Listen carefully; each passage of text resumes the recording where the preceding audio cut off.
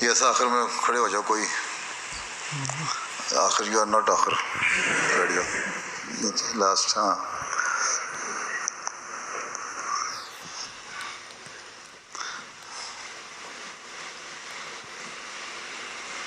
السلام علیکم. پیارے حضرت، السلام. میں اور میرے اہل و عیال آپ پر قربان ہوں. آپ کے اہل و عیال بھی ہیں؟ جی ماشاء اللہ. کتنے عیال ہیں؟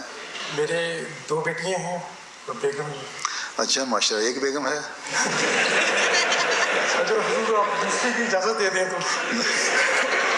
میری اجازت کی ضرورت ہے، سنبھالنے سے ہوگا، اس لیے ایک ہی رکھو. جزاک اللہ میرے حضور. وہ حضور میرے سب سے پہلے وقفے نہ ہو، پیدائش سے پہلے وقفے نہ ہوتے بعد میں؟ جی میں قبل از پیدائش. اچھا وقفے نامے ہوں. اچھا شروع کے بیچ میں لگتے ہیں؟ جی بہت شروع پہلا بیچ، دوسرا بیچ تھا؟ پہلا ہی تھا. اچھا ماشاء اللہ. جی فرماؤ. حضور جب والدین بچوں کو وقف کرتے ہیں، کیونکہ وقف نو کی تحریک کا ماخذ قرآن کریم کی آیت ربینی نظرت لک ما فی بطنی وتقبل محررن وتقبل منی، تو پھر جب بچے بڑے ہو جاتے ہیں تو ان سے یہ کیوں پوچھا جاتا ہے کہ وہ وقف کو کنٹینیو رکھنا چاہتے ہیں یا نہیں، جبکہ والدین نے ذمہ داری اپنے سر لی ہے اور ان کو وقف کیا ہے. والدین نے اپنے سر ذمہ داری لی اور وقف کیا. والدین نے اپنی خواہش تھی اس کا اظہار کر دیا، اور اس کے بعد پیش کر دیا کہ یہ ہمارے بچے ہیں، ہم پیش کرتے ہیں. پھر جماعت نے کہہ دیا کہ اچھا آپ نے پیش کر دیا آپ کے بچے کو، آپ کے بچے کا وقف قبول کیا جاتا ہے.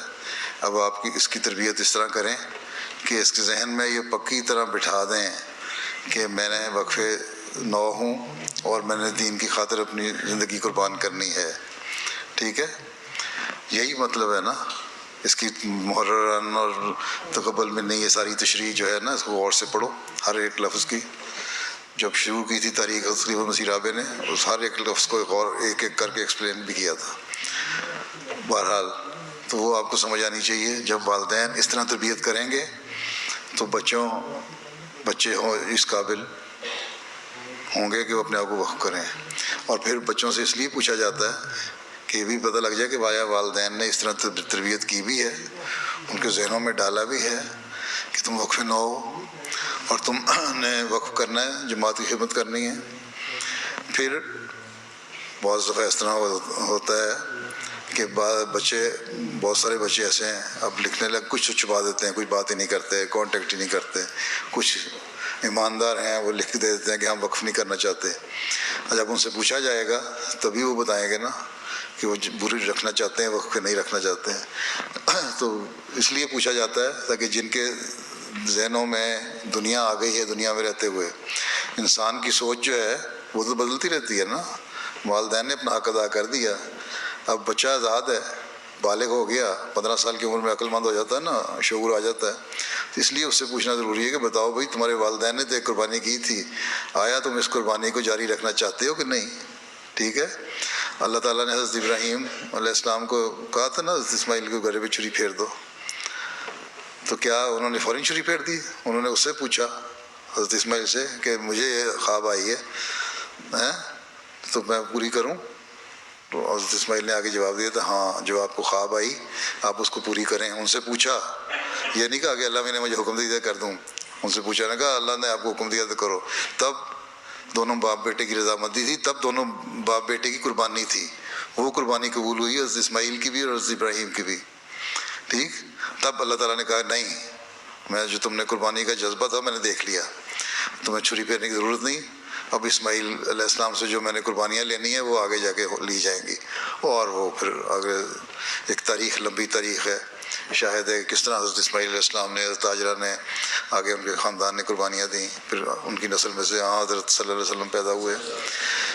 تو یہ چیزیں اس لیے پوچھنا ضروری ہیں تاکہ کل کو یہ احساس نہ ہو، لڑکا یہ نہ کہے کہ مجھے میرے ماں باپ نے وقف کیا تھا، میں نے تو نہیں کیا تھا، مجھے کیوں آپ مجبور کرتے ہیں؟ مجبوری کوئی نہیں، اب انسان عقل مند ہے، اس کے سپرد کر دیا. اللہ تعالیٰ اگر چاہتا تو ساروں کو نیک بنا دیتا نا، کہہ دیتا سارے جو بھی نبی آئے گا اس کی تمہیں ماننا ہے، ٹھیک ہے، اور میری عبادت کرنی ہے. لیکن شیطان نے جب کہا کہ میں ساروں کو برگلاؤں گا تو اللہ تعالیٰ نے یہ نہیں کہا کہ تم نہیں ورگلا سکتے. اللہ تعالیٰ نے فرمایا کہ ٹھیک ہے جو تمہارے پیچھے چلیں گے ان کو میں سزا دوں گا. ٹھیک ہے, کیونکہ میں نے کھلی چھٹی دے دی ہے انسان کو کہ یہ اچھائی ہے یہ برائی ہے, تم نے ادھر جانا ہے یا ادھر جانا ہے. تو اللہ تعالیٰ نے خود انسان کو آپشن دے دیں دو چیزوں کی, اور وہی آپشن آگے بھی چلیں گی. یہ جو ہے نفسیات ہے انسان کی. ٹھیک ہے, اس کے مطابق ہمیں چلنا پڑے گا, ہم کسی بھی امپوز نہیں کر سکتے. کس طرح ایک والا لڑکا ہے, ہم کہتے ہیں کہ ہم تم پہ امپوز کرتے ہیں, تم نے ضرور تو دین کی خدمت کرنی ہے, تم جامعہ میں جانا ہے. اب ہم بھی یہاں بہت ساری آپشن دیتے ہیں نا, ضرورت ہمیں مربیان کی, ہم یہ نہیں کہتے کہ سارے جامعہ میں آ جاؤ یہاں. ٹھیک ہے, تمہارا جو آپشن ہے تم دو. بہت سارے لوگ مجھے پوچھتے ہیں کیا پڑھیں, 2-3 سبجیکٹس میں بتا دیتا ہوں, یہ پڑھیں, اس کے علاوہ اگر تمہارا کوئی اپنا انٹرسٹ ہے تو پڑھو. لیکن ایک چیز یاد رکھو کہ بے حیثیت وقفے نہ ہو, تم نے دین کی خدمت کرنی ہے, اس لیے اپنے آپ کو اس کے مطابق بنانے کی کوشش کرو.